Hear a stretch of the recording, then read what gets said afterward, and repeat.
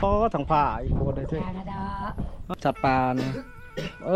กระจอนกระดูกมันอยากได้อยู่เลี้ยงครับเด้อันกระเบื้องงางมันนี่พ้นตกพ้นบ่ตกเบิ่งบ่ได้ โอ้ยมันใหญ่แล้วนี่ บ่เบิ่งบ่เวทเนาะ มันใหญ่แล้วตอนซ้ำนี่เห็นได้ซ้ำ เพิ่นแกงหน่อไม้เด้แกงใส่เพียงแน่เฮ็ดบ่บ่มีเฮ็ดเราแต่หน่อไม้ชื่อ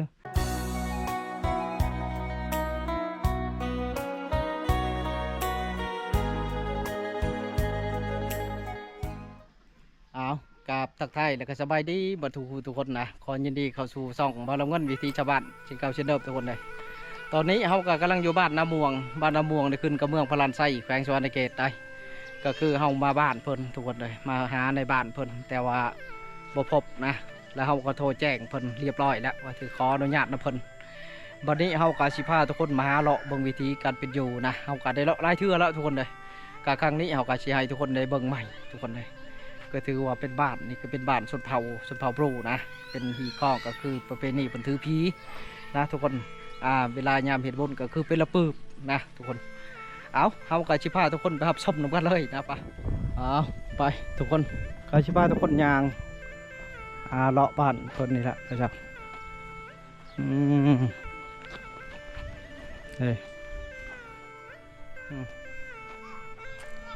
อันนี้เป็นเรือนทรงเก่าทรงแก่เรือนสมัยแต่ผู้หานทุกคนเพิ่นกะยา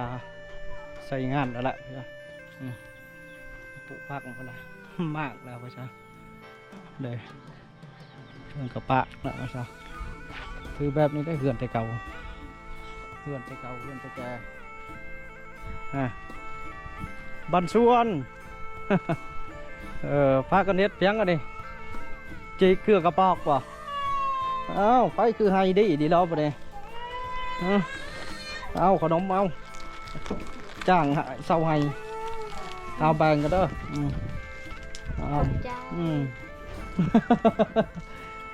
จีคือกระปอก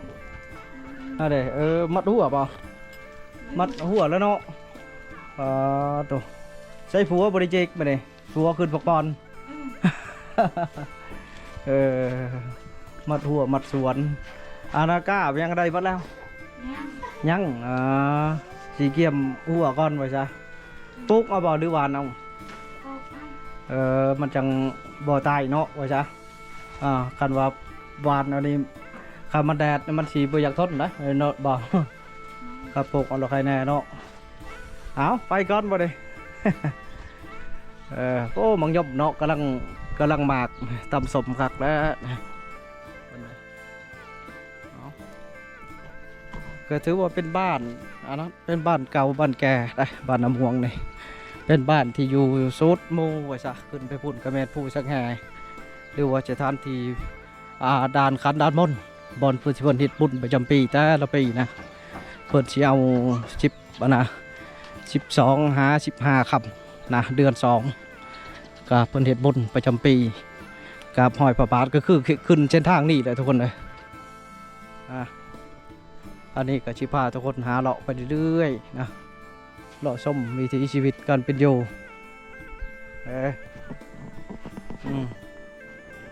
ของบาทเพิ่น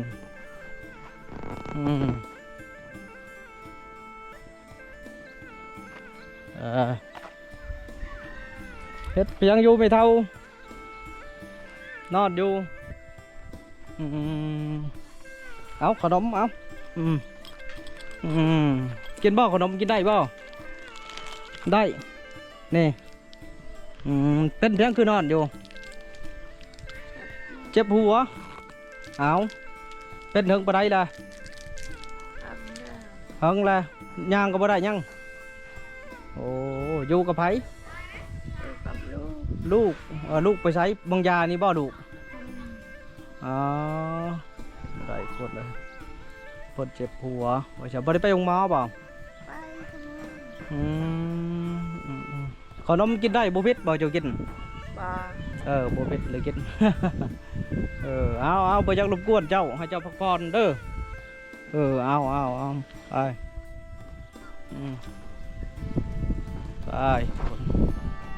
เอาไปชิพาคนยางเลาะไปเนี่ยทุกคนนะเลาะไปเรื่อยๆนะ อืมก็คือคนก็บ่ค่อยอยู่เฮือนปานใดเลยทุกคนเลยบางทีเฮาก็เล็กๆน้อยๆหลายเฮาก็บ่ได้ถ่ายให้ทุกคนเบิ่งเพราะว่าเฮายันผิดกฎซะเฮาก็เลยบ่ได้ถ่ายอืม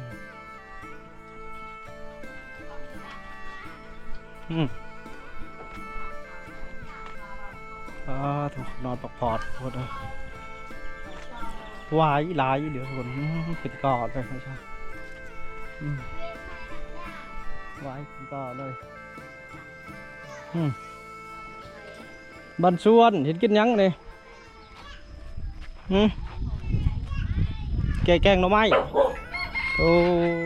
ม้ายังเฮาคือเก่าเนาะไปเท่านี้ว่าม้ายังเฮาคือเก่าเนาะยันวันปัญญาเฮาแล้วบ่มาชุดใดก็ยังงงอยู่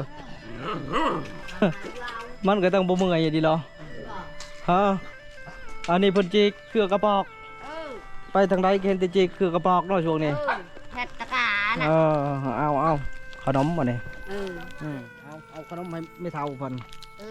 ให้บุญให้ยืนดีไม่แห้งเห็นตาคุณมายังแบบคอยก็มาย่ามเจ้าตลอดโอ้ตายยามตายยังไปการยังสองเทื่อมาแหละมาลินมาหาย่ามเจ้ามาเลาะย่ามถามข่าวว่าซะจีคือกระปอกเกินอันเขาเอิ้นคือเอาไปยังประชาชนเผ่าเนี่ยไปแช่ไปแช่เนี่ยโมเมนไปแช่ตัวดึงให้เขาเกี่ยวหันนะอันนั้นก็ไปแช่บ่ก็เกี่ยวอันลึกลึกบ่ลึกเพี้ยยาดขี้เฉียดเขาขี้เฉียดแช่ไปแช่นี่ไปแช่ย่อมขี้แช่ป่าหันให้เชือกให้หน้าบางหันนี่หันมาทั่วอยู่ดงอยู่ป่าแบบนี้เล่มันจับเขาเนาะมันได้ไว้ค่ะบ่แต่ไหนมันไหนเกลือไว้ดิ้นอันนี้เนาะตัวนี้มันกว่ามูมันได้ไปนี่อันตัวนั้นได้ไปใส่ข้าวป่ะนั่นนี่เห็ดอ่างเห็ดลุยโกอันนี้ทุกคนเนี่ยเพิ่นไปใส่ข้าวควายเห็ดอ่างใช่เห็นแบบเห็ดแนวล็อกตรงนี้ศพข้อควายกับในกับข้องใช่ล็อกไว้เลยใช่ละคนแกงก็ไม่เด้อแกงใช่เพียงไงเฮ็ดบ่ผมไม่เฮ็ดโตแต่น้ำไม้ชื่อน้ำไม้ยังน้ำไม้ไฟแซ่บเนาะตัวเถียงนี่เนาะเด้อเอาแกงมาเลยได้ลูกยศเลย3 คนพูเก่งอยู่เนาะเลาะคนมาอีกทุกคนเลยโอเคก็เป็นหมู่บ้านแห่งหนึ่งว่าจ้าคนมีจานดาวเทียมได้มีไฟเผาไฟผ้านะก็ถือว่าครบว่าจ้าสบายดีเฮ็ดยังอยู่พักผ่อนย้อนกายบรรชวนต่างโดดช่องระยะจ้าบอกขนมจ้ากอบุญยันไปยันเบื่อ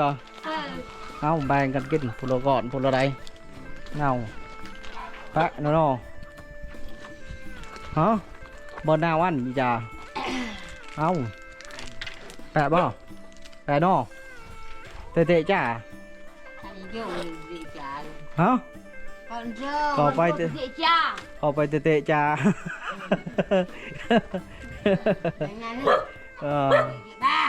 โอ้ยเฮาดีกระดอดีเหรอไม่ได้ไปให้บ่วันนี้พักผ่อนเมื่อยแดดเนาะเอาวันนี้เนาะผู้นุ่มก็พอแห้งแล้วบ่ว่าเท่าผู้นุ่มก็ชี้ใต้พอผู้นุ่มกันเลยวันเห็ดเจ็บหัวตายก็ได้ไข่เลยไข่ไปเป็นไข่เจ้าไข่ถึงแหละไข่มือนีโดดอัดยาพาราเข้าระบกินระบบริกินว่ายาพาราบริกินบ่ แล้วบ่มีไปจับ อ้าวแพทย์หมอก็บ่มีอยู่แถวนี้ บ่เนี่ย ขันไปจะซื้อได้ไปทางไหน เนี่ยบ้านกระป๋องเพิ่น หน้ากระป้องผู้โอ้ไก่เจิบเนาะเอาบับไปพุ่นละว่าจ้ะ ไข่กับไปคือละกระป๋องคือละ ง่ายแบบท่อให้เขามาใส่ฉลอชักยมชักยาเขาก็บ่มาเนาะดู เด็กทำเป็นคนดีแล้ว ไก่เจิบบ้านเรากับพ่อกับหน้ากระป้องพุ่นละ เออ เกือบฮอดแล้วละฮอดพุ่นละ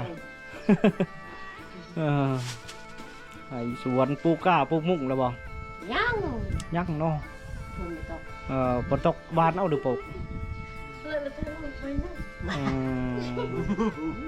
ยิ้มอยู่เนาะดาหน่อยก็ เอาไปก่อนบ่เนี่ยได้ทุกคนเลยต้นบักย่อมฝนปลูกไปชานี่คักคือถือว่ากังเวทนี้ก็เงียบไปชาต้นแรงๆมาแล้วขับทุกคนเลยบนจุดใดวายมือกันมือชาติไปจำนี่โอ้ยจำนี่อยู่ไฮอยู่ชวนไปละเพราะว่าอาชีพเพิ่นก็เฮ็ดไฮเฮ็ดหน้าไฮนี่ก็มีอันนั้นแน่มีมันต้นเพิ่นปลูกนะปลูกเขาใช้น้ำอันนี้มักสมโอทุกคนนะพวกบ้านนี้ถือว่าขึ้นชื่อมักสมโอหลายนี่แหละขึ้นมากแค่เนาะ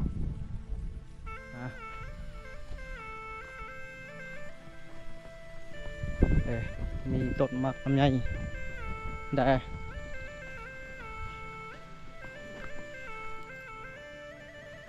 เพื่อนเพิ่นก็นิยมกันก็คือเพื่อนใหม่ทุกคนเพิ่นตกแต่งครับนี่คนพวกเขาได้อยู่นะ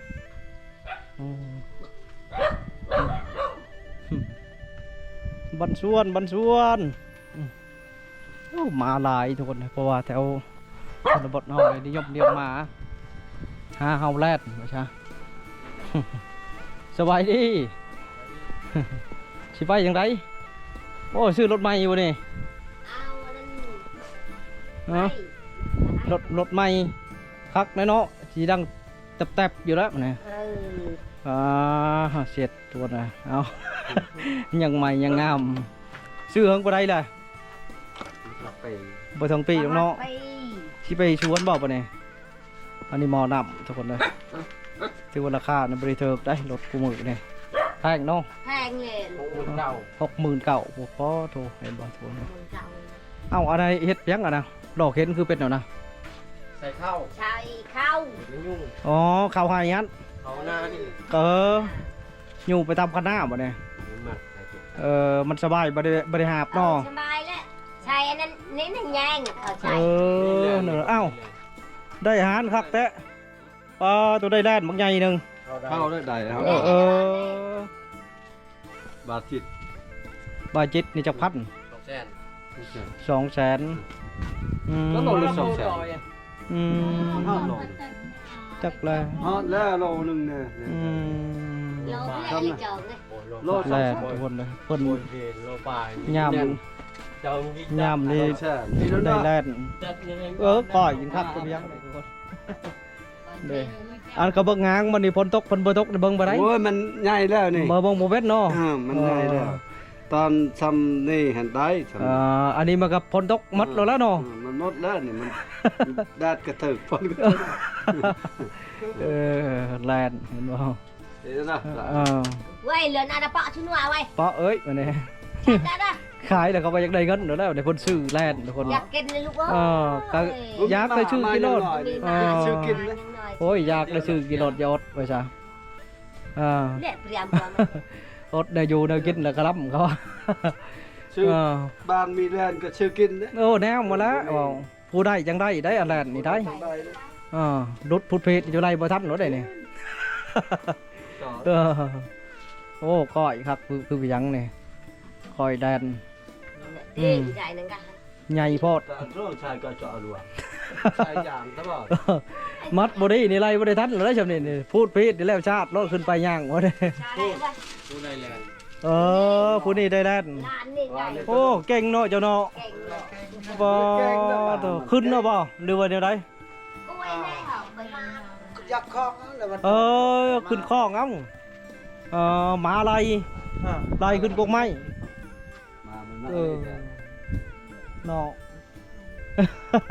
เป็นพูดผิดเฉดดไปจ้านี่ส่วนเนี่ยบอกใหญ่อันนี้คือแรกมัดไปดิโลดพูดฟาดไปไว้ มัดนี่นะไผสิมัดแบบงัวป่ะ มัดข้าวก็ได้เนาะ บ่เลย มัดแอว ไ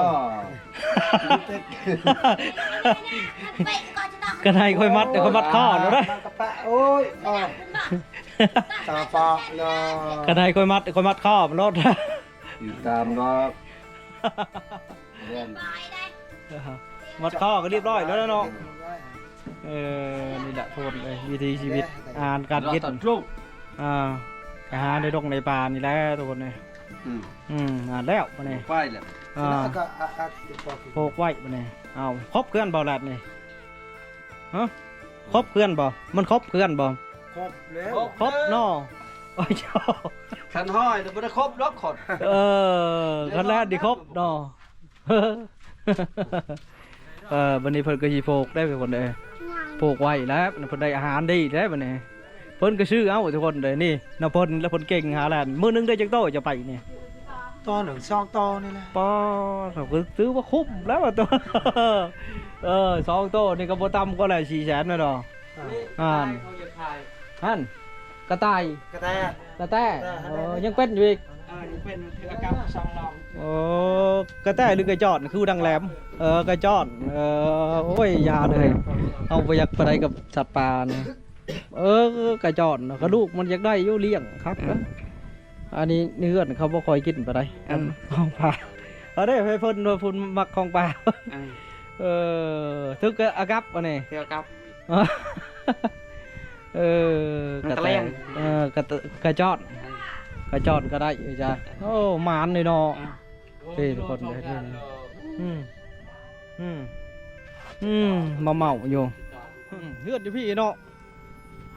เฮือนอยู่พี่เนาะตั้งย้ายออกไปนี่เนาะถือว่าขยายออกโลเฮือนต่างก็ยับออกมาพี่เอกไปจ้ะทางพุ่นก็ไม่บ่คือเฮือนบ่วับอยู่โรงเรียนโรงเรียนอยู่พี่เฮ้ยเอาแหละพี่ได้ทุกคนโรงเรียนอยู่ป่าพี่ได้เราบ่เคยมาเลาะจากเถื่อเขตนี่คือที่โรงเรียนพี่อยู่ป่าทุกคนเลยเดี๋ยวให้ช่วยพาทุกคนเลาะไปต่อมาเขตบ้านบ่เคยมาว่าชาบ้านสวน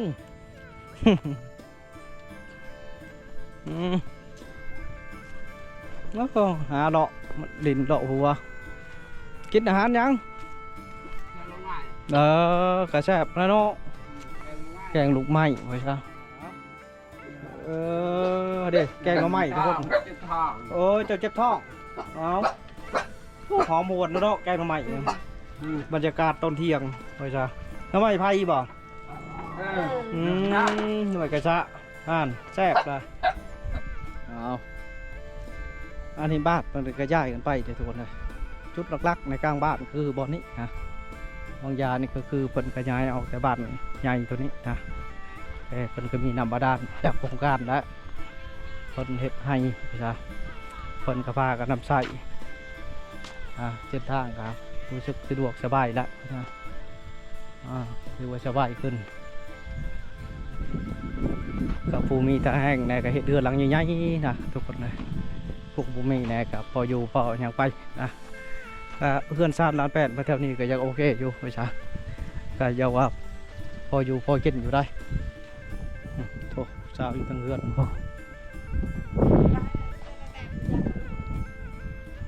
โอ้ลมผู้บ่าวบ้านโอ้ผู้สาวอยู่ตั้งเรือนทุกคนเลยยิ้มอยู่ลมเบาๆเข้าไป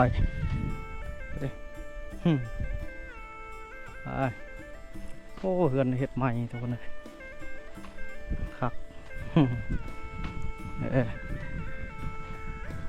เอาไข่ชิพาทุกคนหาเลาะหาเที่ยวหมู่บ้านคือถือว่าตอนนี้ก็11 โมงแล้วทุกคนเลยแดดนี่ป้อหมดนี่ถือว่าแดดแห้งหลายนะเป็นใหญ่ประเทศเพียงโอ้หลานสาวเพิ่งก็นอนอยู่ โอ้เห็ดหยังไม่เท่าเอ้ยมันชวนต่างโตกี่ม่วง ไม่กระเจาะม่วงเพียงอันนี้นอนพอถังผ่าอีกคนเลยที่เจ้า ม่วงคนมุปลาดำไปดำ หน้าไปเจาะอันนี้ไม่มันขาดเจ้าเองบ่ไปใส่เจ้าบ่ไปใส่มองคนบ่ได้ยิน รักจังคอยบ่ได้ยินเด้อ ลูกสาวบ่ได้ยิน ขาจักพวกลาวปากไปชิวๆ โดย ผู้นัว อันนี้ร้าน น อนคักนี่เนาะพี่ทุกคน ร้าน ถือผ้าไปวะ เอาไปก่อนโอ้กบตานหากระปุกยังบ่ใหญ่บ่ได้โดนเลยขัดใหญ่นี่ได้กินหมากมาได้บ่โดนจ้ะโอ้เฮ็ดยังอยู่ทางใน นั่งลิ้นเนาะ โอ้ผู้เฒ่าเพิ่นจักตอกตัวนี่ผู้เฒ่าแก่เพิ่นโอ้มักสมโอมากไม่กินมากเห็นเพิ่นโปกตัวนี่หลายเดี๋ยวไปอ๋อมักสมโอบ่ผู้เฒ่านี่มักสมโอเนาะพี่ดกเลยทุกคนเลยพี่เฮ็ดยัง ก็ต้องพัด เฮ็ดก็ต้องพัดตาเจ้ายังดียาละยังบ่ชกบ้ามันชกก่อนตาเจ้าก็ยังดีอยู่เนาะบ่ได้ยินทุกคนในหูบ่อยากดีไปเลยละเฮ็ดก็ต้องพัดอันนี้ได้เพิ่นเอาติวมัน ไม่ใช่พอเลี้ยง หาในบ้าน มันนี่แหละ นี่แล้วโทษใช่แล้วเอาไปก่อน โอ้ยมันเมื่อ บอกเมื่อก็อย่าโทรบอกแล้วอันไปเท่าไปเน็บยังกันนะมัดเตียงโอ้เชลีมกันแน่ว้าเฮ็ดยังไปเท่าบอดี้เงินบอสองตายายบอดี้เงินมัดทุกคนเลยโอ้ตาก็เห็นเนาะ โอ้อยู่นี่เดี๋ยวไปรุ่นเต็มเนาะ บอลจะทานทีไปรุ่นเขาห้อมกัน